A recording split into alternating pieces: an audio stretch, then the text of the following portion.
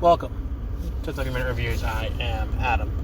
So, let's talk about the Avengers beta, which just ended. The Avengers is the multi-platform game coming in early September. And it seems pretty cool. I'm very interested in this game. I was interested from the onset, and I did play it at I played the demo, which the demo I played was basically just that level on the Golden Gate Bridge over at New York Comic Con a few years ago. Last year, some call it. It feels like a few years ago because this year is just some kind of hellish time loop, it feels like. So I played it, thought it was pretty cool, and then they released the beta to people who pre-ordered, so I pre-ordered it and wanted to try it out, and I'm impressed. I really like what they're doing with this game. The action feels, fluid. It's fun to play. I didn't really play any multiplayer. I mostly played single player. But one of the things I really liked was the system of upgrades. And this is a game that, no one really played, but I would assume like me and probably like 10 other people, because it got canceled and shut down. But Marvel Heroes Omega on the PlayStation, which is an MMO, is it raining or am I getting pelted by something? I'm driving currently. Again, as you probably hear from the noises of the car. Now, Marvel Heroes... Oh, it is raining.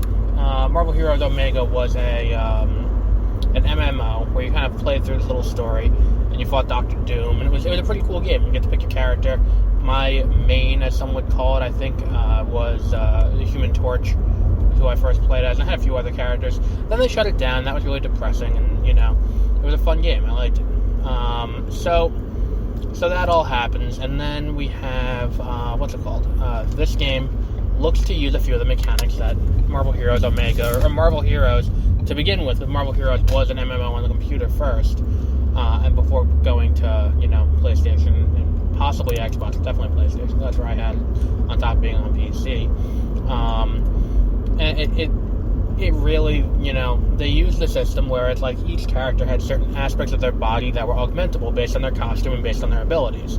So, like, Wolverine had his claws that you can alter. Hawkeye had his bow and arrow. Human Torch had his hands. And then there were different, there was like a tree of attacks that you could unlock as you leveled up. But that's not what they pulled into the game. This game does have the upgradable armor slots, and I really like that. It feels like an RPG then. It's not really an RPG, but it feels like it. And as you progress through the game, you do get to, feel yourself getting more powerful. And even in a little bit that I've played so far, it's challenging, but at the same time, it's a forgiving level of challenging. Like, it's not a challenging that's going to make you pissed off that you're playing it to the point where you're going to stop playing it. It's like when you lose, you're like, okay, I understand why that happened, and I understand how to do it. It doesn't feel like a cheap shot that you really couldn't have avoided. And it's like if you play smarter, you'll get better. But I really do like what this game's done so far. I love the design for MODOK, which they unveiled a few days ago. Going into the end of the game, I really like the relationship so far from what I've played through between Kamala and and Bruce. I love their relationship so far, and I really like the way they're handling it. Where it's like the heroes have had to go away because they are because things happened, and now they have to kind of reestablish themselves and bring the world back to the right place. I really like that style of story. Coming out of the lowest point. I did like playing early on as Thor and as Iron Man, but they did not get too much playtime because toward the end of the the gameplay, and toward the end of the thing, you don't really play as them.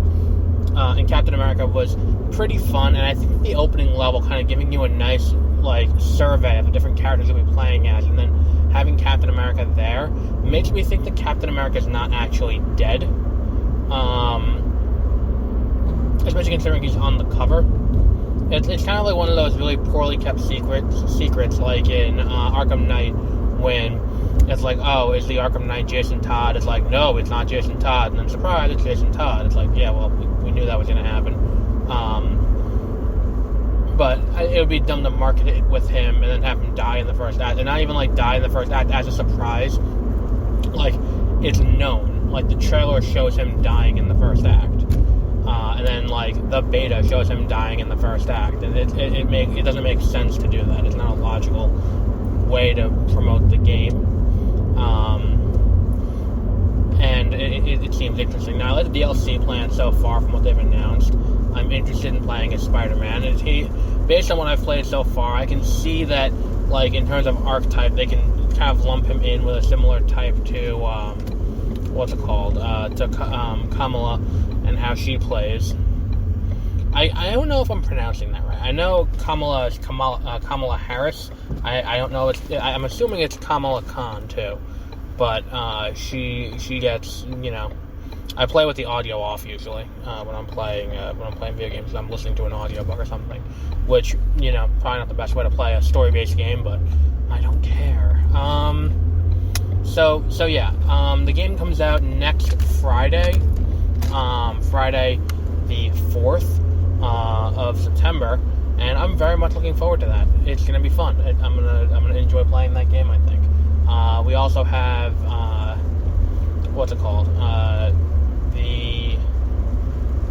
else drops? There's one other game that drops that day. Oh, Tony Hawk Pro Skater 1 and 2, which I think had a demo come out. I might check that out later today and see what we have going on with that, but who knows? We'll see how that goes.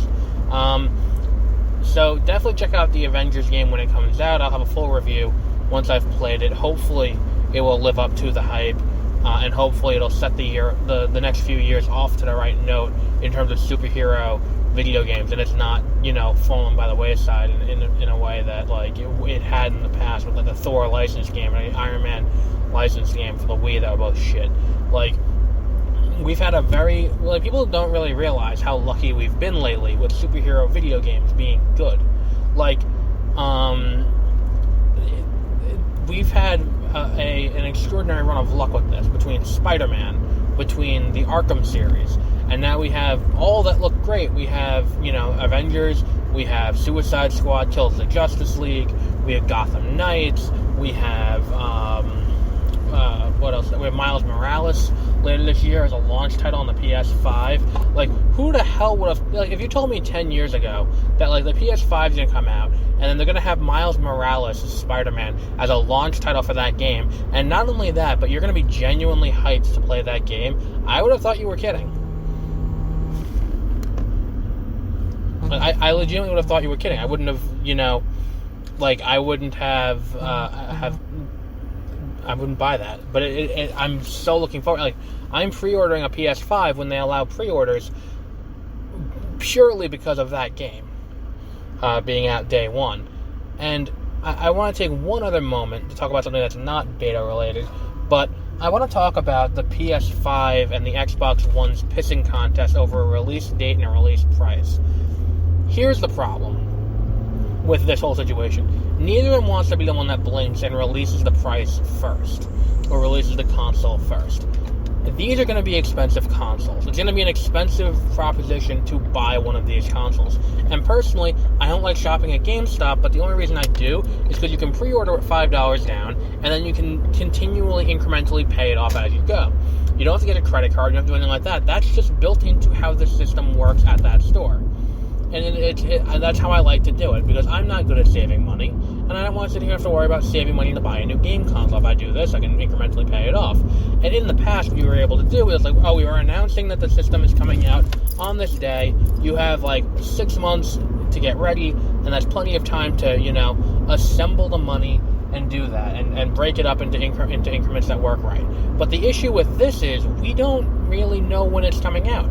And I wouldn't be surprised, considering that, in the first state of play that they showed for the PS5 specifically, they showed games that are coming out imminently. And I'm talking in the next few weeks, like Madden, which may be coming out this week. I don't know. I haven't really paid attention to Madden this year for some reason. But I think Madden might be coming out at some point in the next week or so. And that's a title that's going to have crossplay. Same thing with Avengers, and Avengers comes out next week. Cyberpunk 2077 is going to have crossplay as well. There's a lot of games here that are announced and are announced to be coming imminently that don't have a release date because the PlayStation 5 hasn't been announced to have an actual date that it's coming. And that's something that you need to have so people can, prepare to buy said console. And I think that's really kind of I don't want to say messed up with the company, but it's kind of perpetrating this feeling that you need to have money to be able to enjoy this on day one. It's turning it into more of a status symbol of wealth for day one ownership than it should.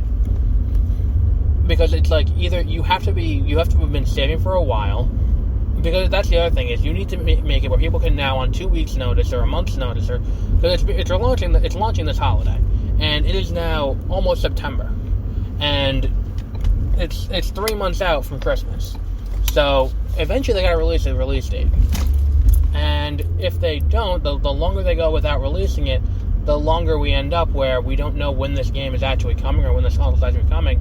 And if you're going to expect someone to drop $600 or drop $600 for their kid on a dime, then it's not really about people being able to play the game. It's about who can spend the most money on short notice to actually do that. And it'll be interesting to see how that plays out with with various with the various news organizations. I don't see that being something that people argue about. So we'll wrap up there for today. We'll be back next week with more later on this week. Until then, have a great rest of your week.